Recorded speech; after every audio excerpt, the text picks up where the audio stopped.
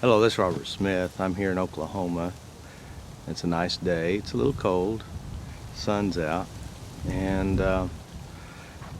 this morning I was surfing YouTube and I was watching this video about Tiger Woods and more than a hole-in-one.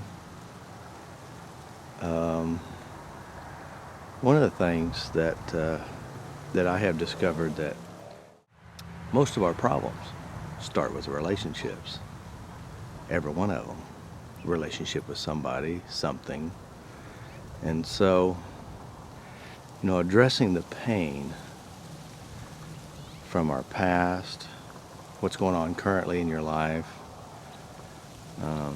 we all need some way to figure out how to let it go. Of course, I'm no stranger to that pain as well. Back when I was growing up as a child, finding a girlfriend was really pretty awesome.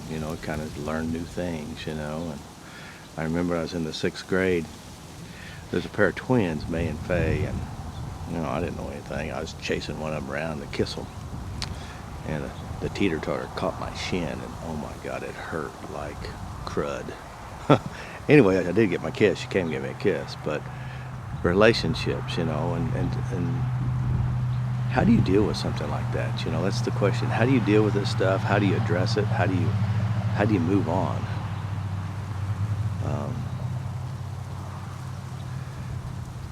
Whenever we have something that has really hurt us or affected us, there's many things that we do, and we do it usually not so well.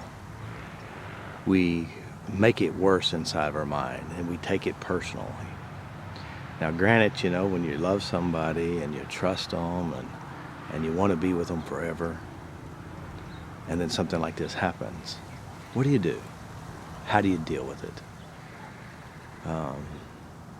Somebody had said to me, said, Robert, I just wish I lived back at the time of Jesus so I can have one of those New Testament relationships. I said, really? I said, you don't want one of those. And they asked why. I said, well, you have to understand, the culture was totally different. Men had more than one wives.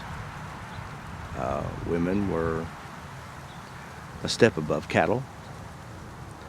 Walked behind the men. They did most of the work. Today, we have a much better life. Women have a better life. But even if we do have a better life, there are some big problems. And that is the inability to let go of the pain.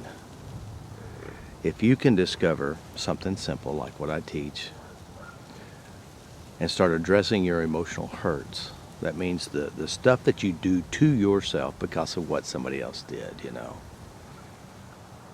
Because in my relationship, there are events that had occurred and they were so devastating at the time, but it also became the most healing in my life. It helped me transform in such a powerful way. And that's why I always say relationships will either heal you or kill you, and you get to choose which one you want. And when I say kill you, it means you'll take this stuff and you'll beat yourself up. You'll torment yourself. You become angry and bitter and hurt, and you start lashing out yourself or internalizing this stuff, and it'll just destroy you. So I suggest when anything bad happens, seemingly bad, there's hurt and pain, allow that gift to be a healing catalyst. That means you start working on you and you start healing this part of yourself. And as you start working on this stuff, your life really begins to heal. The bad thing is, the kill you part is, one, you don't address it because you don't know how. Of course, what I teach is uniquely different. It's effective, and it also addresses the real cause. As you probably may have discovered, I'm a straight to the point, no bullshit deal. Just this is how it is. Let's address it. Let's change it. And that's where you're going to get real changes. So this is what you do. Is first of all, when you experience anything, notice your part. Your part is your reaction. And you start tapping, I release, let it go, let it go, let it go. And you're going to notice that you start doing things in your head. That means you're going to make up pictures, you know, like for example, I mean, I shared in one of the videos the guy who had this dream, woke up, told his wife about the dream, and the dream was that she had an affair, and she said, well, I did 10 years ago. I love you. I want to be with you forever. And he was so curious, wanted to know every detail, what happened. And of course, that's a bad decision in my opinion, because what happens is it allows you to make up stuff in your head, to replay this stuff, and to torment yourself. Stop it. Don't do that. What you want to do is release your part, create the healing, because people screw up, guys. Now, granted, you know, he may be screwing up big time, but the deal is we have to heal ourselves. The bad thing is if you don't release it, you're going to keep picking the guys, the girls, who will do it to you. Because you have this little radar inside your head that says, hey, this is what I know. This is what I'm familiar with. And so you must begin now to really change you. Change you in such a way that you make peace with it. And then what happens when you make peace with it, then all of a sudden, the people you pick to have a relationship with will be much healthier. Of course, you know, I'm on the dating scene. You know, I'm single, been single for almost 4 years. January 3rd will be 4 years. And, you know, when I first divorced, I just went out and started dating. I just wanted to see what was out there, you know. And of course, you know, what was missing in my relationship, I found it in a person. And all of a sudden, I thought it was love, you know, but discovered it wasn't love. It was just the missing piece that I've always wanted. And I wanted it from someone else, my wife at the time, and it just didn't happen. And so what we have to do is release our hurts. And so what I had to do is go back and start looking at my relationship in the past and start working on the hurts. We're working on the pains. Man, it took me years of working on this stuff, you know, and I watched this movie called The Lake House. And of course, here it is, it's wintertime, snow on the ground. I don't watch TV. I mean, almost never. So here it is, snow on the ground, and I didn't have anything to do, so I already watched, you know, Troy and all the manly stuff, you know, and I thought, well, what the heck is this? And so I put it in, and next thing you know, it's stirring up emotions inside me. So I'm just tapping frantically, and I close my eyes and notice the feeling tap, and I go back and watch it and see what happens. So that helped me heal. So what we have to do is heal our pain from the past, so when you heal that pain, you'll be picking better. The problem is, we haven't done that. We didn't know how to do that. And so what will happen is we start picking the same person, different name, different shoe size. And then next thing you know, you keep wondering, why is it that I keep getting all the wrong people? It's because you stored this stuff inside you. You attracted this stuff inside you. And if they didn't fit your way of thinking, you'd say, oh, you know, you're just too boring. I'm not used to someone really liking me. I want someone who's going to reject me, abuse me, neglect me, whatever it is. So the way you heal it, the way you get better relationships, is heal you. And remember that it's when you go back to the memory of what they did or what they said, and you're watching it in your mind or experiencing it in your mind, that's an affirmation. You're affirming it, and every character in the memory now is you. So that's an affirmation. So you must change these, heal these and release them. And if you don't, you're going to keep picking the same thing. You're going to keep dating the same thing. You keep feeling the same thing, even if it doesn't really happen in real life, but it happens inside you. So that's the key. Heal your pain from your past and from the relationships and start letting it go. And realizing that people do make mistakes. And as you release your part, forgive yourself and move on, because you know, some people say a tiger can't change its stripes, but the stripes can have a totally new meaning. And you know, we all screw up. Everybody does. The deal is, what are you going to do with it? Now, most people, traditional way of thinking, they can't change how they feel.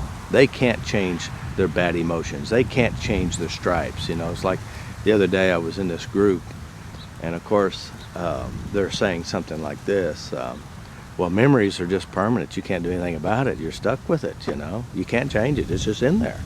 And that's absolutely incorrect.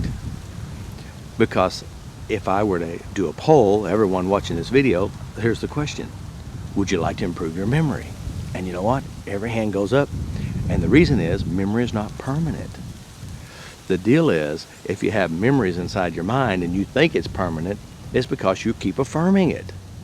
You can change the meaning, and it's the meaning and the emotions attached to it that really drives your bus. And what you have to do is change it, make peace with you inside each aspect of the person. And when you do that, all of a sudden the relationship starts to shift.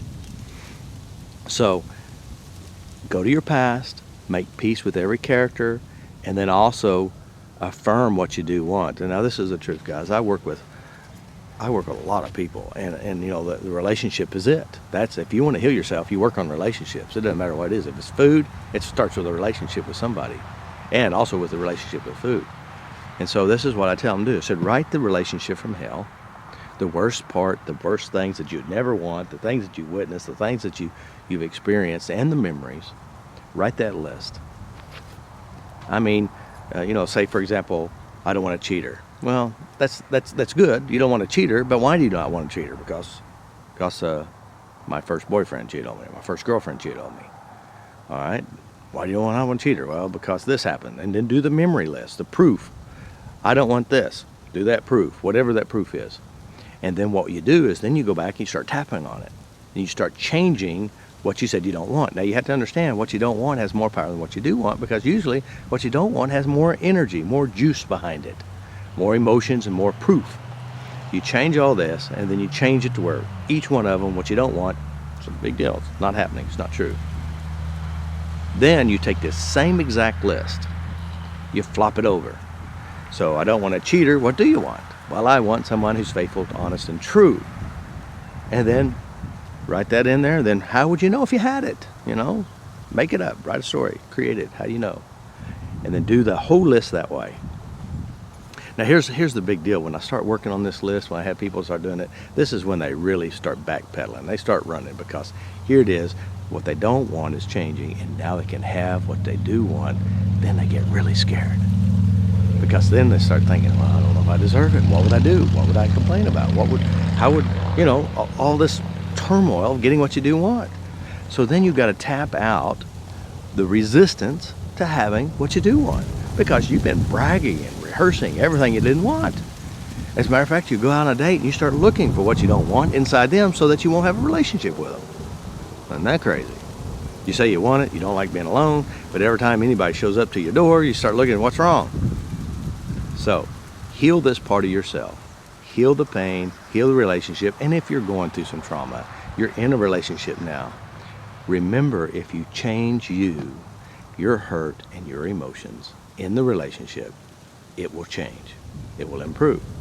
Even if they don't ever tap on themselves, even if they don't try to heal themselves, because the emotional dynamics between the two of you will shift because you're shifting. That's the key. You know, of course, you know, the biggest fear when somebody starts saying, well, if I start healing me, they might not love me anymore. They may want to leave me. I said, well, that's not usually the case, but it could happen. So what if it does happen? You address the feeling of being alone and abandoned. I tell nobody would love me now because I'm so far superior. That's bull too. You're going to find someone to love you because you love you first. And that natural love will start to pull people in. And it's the right people. Haven't you noticed that all the right people show up? You know, the same one, same character, same guy, same woman, same whatever. So heal you, love you, and when you experience stuff that bothers you, let your part go. Doesn't that sound good? Love yourself. And as you love yourself, the loving yourself is letting go of the hurt that you have within you. And the more you let it go, the more you'll start attracting new people in your life. Now, although, you know, you see me in a cowboy hat, I wore this cowboy hat 3 times in probably 50 years. I'm not even 50 years old. The fur coat is, I did buy this, eBay. So, and I don't wear it very often, but it is definitely a peacocking attire. Peacocking means you get attention, but it's cool too. So I like cool stuff because I'm kind of a cool kind of guy, maybe. Now, you know, it reminds me, I'll tell a little story. This year, my son, Adam, and a friend of ours, Sal, we all went to England, Scotland, and Ireland. And so we're at this pub, and Adam's up there talking to this girl, you know, the girl was working behind the bar. And so I went up there, and he's there talking, and he says something like, yeah, you know, there's rodeos, almost like, we go rodeos all the time. They're almost like on every corner. And I looked down and I said, what? You don't like rodeos. We don't ever go to rodeos. And he looks at me with this funny look on his face. And then after you know, I walk back to the table and come back and say, Dad, they love cowboys. I mean, I just saw the sparkle in their eyes start talking about cowboys. I said, well, okay. You know, you do what it takes, Adam. But, you know, it's interesting. So I'm not really a cowboy. I mean, I like to wear cowboy boots, and that's about it. I don't have horses. I do have a pickup behind me, and the reason is I need to haul stuff every now and then. So, but if you like cowboys, I mean, I'm your cowboy. Anyway, this is Robert Smith, and I'm in Oklahoma City, Yukon, Oklahoma, actually.